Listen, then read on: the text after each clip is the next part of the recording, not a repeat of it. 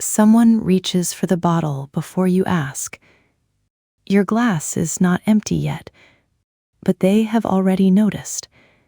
And I keep returning to that small movement. What was the drink really for in Korea? This is not an explanation of Korean drinking culture. It is one feeling I kept noticing before I had language for it. When I think about drinking in Korea, the part that stays with me is not the alcohol itself. It is the way a drink can make a certain kind of room around two people. A room where attention moves outward. A room where something unsaid may come closer to the surface. For me, the center of the suljari was never the bottle. It was the person across from me. There are two words I keep returning to. suljari, not just drinking, but a shared space made around drinking. sul-yaksuk, not just plans, but time set aside with a particular person. I can only speak from where I sat, but from there, the drink was the setting. The person was the point. When someone suggested sul in Korea, the first thing that settled was usually who, not where, not even exactly when. Who? sul-yaksuk was not quite a date. It was not quite a casual hangout either. It had its own small seriousness. You were not only agreeing to drink, you were agreeing to give this evening to this person. Sometimes the place itself was ordinary. A narrow table, a wet napkin under a metal bottle cap, a menu stained at the edges, chairs pulled closer than they needed to be.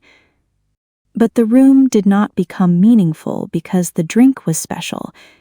It became meaningful because someone had chosen to sit there with you. That is what I remember most. Not the name of the bar, not the brand of the bottle. The slight adjustment in my body when I realized the evening had become a space between us. The frame was not, I want to drink. The frame was, I want to drink with you. We did not go there for the sul. We went to where that person was. I think this is why the language matters. sul-jari, sul-yaksok. Both words place the drink beside something relational. A seat, a promise, a shared time, a person. Once I noticed that, I began to see the evening differently. The bottle may sit in the center of the table, but attention does not stay there. It moves across, toward another glass, toward another face, toward the sentence someone is almost ready to say. That is why pouring can feel larger than it looks. It is not only a serving gesture. It can be a quiet way of saying, I saw your glass before you needed to ask. I had not disappeared into my own evening. I was also paying attention to yours. Not because you were helpless, not because the rule demanded it, but because care in that room had taken the shape of noticing. And then there is 취중진담. It is often translated as true words spoken while drunk. But I feel it less as a phrase than as a door. In ordinary daylight, some truths stay folded. Inside jokes. Inside polite answers. Inside the sentence, I'm fine, when everyone knows it is not quite true. But in a sul-jari, the rules can loosen slightly. Not completely, not safely, always, but enough for a sentence to arrive with less armor around it. The bottle is not the destination. It is the condition that lets something become speakable. I have known that kind of truth from both sides of the table. I have sat across from someone who, after the second drink, said something they had been carrying for months. It did not arrive dramatically.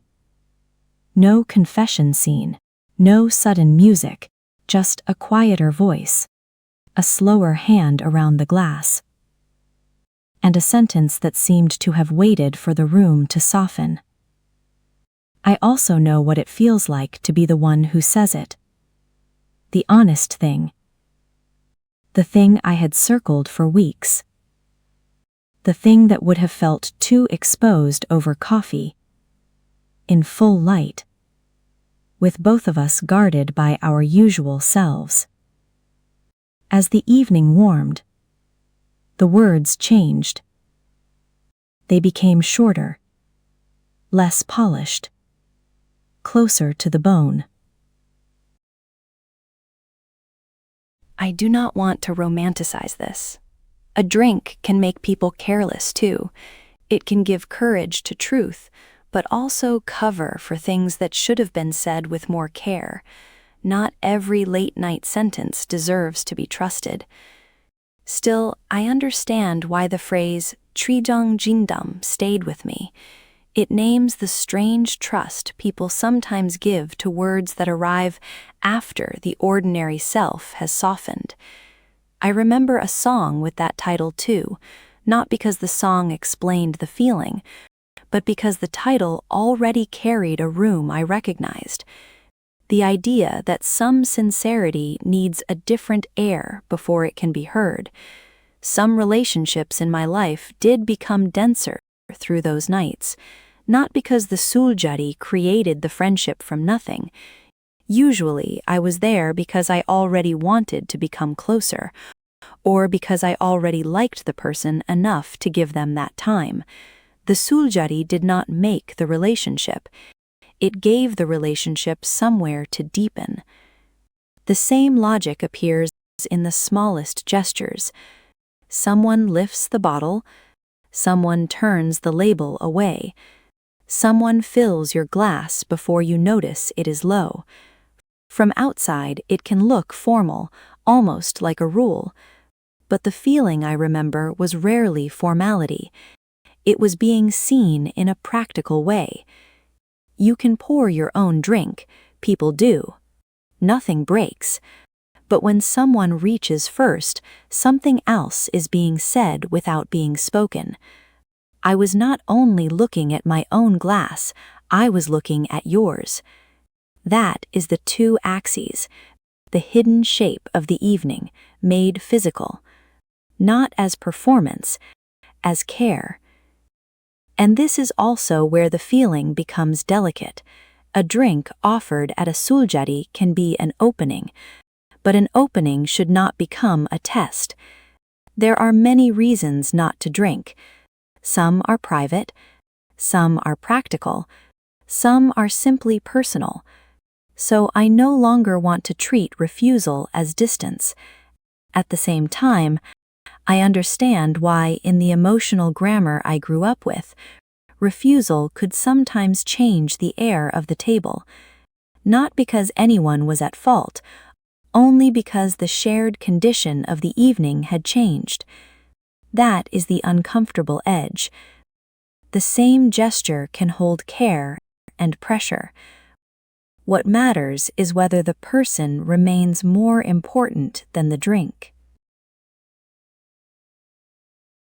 I think this is in my body now. Even when I cannot drink much, I still understand the impulse to stay. To order one more round, even when my glass is filled with fizzy water. To remain at the table, because the conversation has only just arrived where it was always moving. It is not the alcohol I am trying to keep, it is the time. The kind of time where a person does not have to become efficient, where an answer can take 3 pauses before it becomes honest, where the evening is allowed to stretch until something real comes through. What I refuse is the idea that closeness has to be proved by drinking.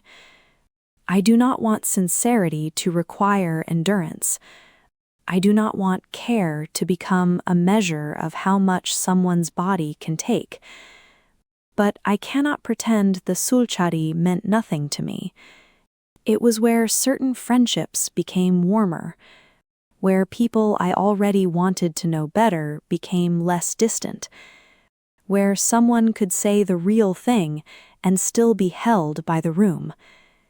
And the day after, sometimes, there was that familiar flush, the small embarrassment of having been more open than usual, the memory of my own voice less guarded than I expected, the feeling of, I said the real thing and it was heard. That feeling is its own evidence. Something opened. Something came through.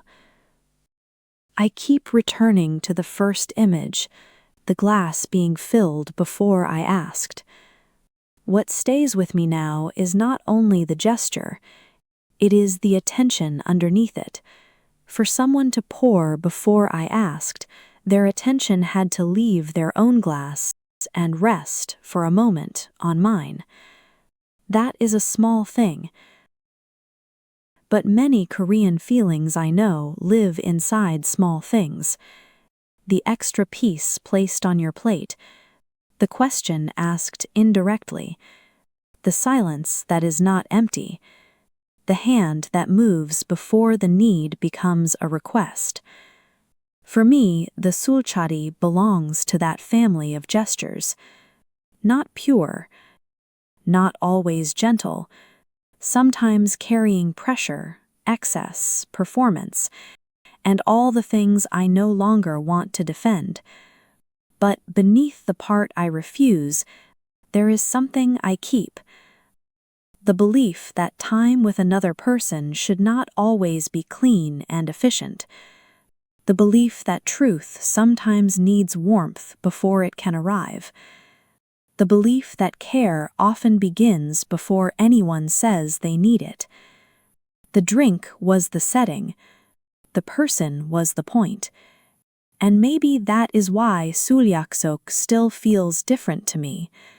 When I arrange one, what I am really arranging is not a drink. It is a room where something true might have enough time to appear. Maybe the glass was never full because someone poured. Maybe it was full because for a moment someone's attention had left their own glass and found mine. Not the drink. Me. I have been trying to name that feeling for a long time. I am not sure I have found the word. Only that it stays.